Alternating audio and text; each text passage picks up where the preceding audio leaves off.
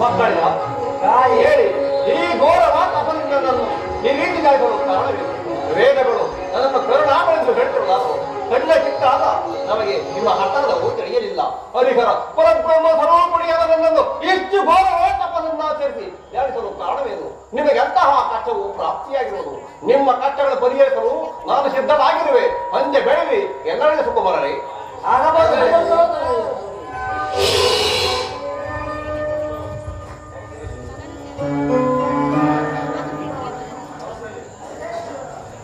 ಮನಸ್ಸಿನಲ್ಲಿ ನಮಿಸಿದ ಆದಿಶಕ್ತಿಯೇ, ಜನನಿಯೇ, ಜಗತ್ರಕ್ಷಕ ನಿವಾರಕಳೆ, ಆ ರಕ್ತ ಬೀಜಸುರನೆಂಬ ರಾಕ್ಷಸ ಮೃತ್ಯುನು ಸೆರೆಯಲ್ಲಿ ಸಿಕ್ಕಿದ ಇಂದ್ರ, ಬ್ರಹ್ಮ, ಪರಮೇಶ್ವರ ಸಂಕಷ್ಟಗಳನ್ನು ಅಷ್ಟದಿಪ್ಪಲಾಕೆ ಬರುತ್ತಿದ್ದ ಆ ರಕ್ತ ಬೀಜನ ಸೆರೆಸಲಿದ್ದ ಈ ಸುರ ಸಮೂಹವನ್ನು ಆ ರಕ್ತಸದಂತೆ ಕಳ್ಳತನದಿಂದ ಕಳೆದುಕೊಂಡು ಈ ರಜಾದಾದ್ರಿಗೆ ಬಂದು ಧ್ಯಾನ ತತ್ಪರರಾದವು. ತಾಯಿ, ಆ ರಕ್ತಸರ ಬಾಧೆಯಿಂದ ಕಾಪಾಡುವ ಬಾರವು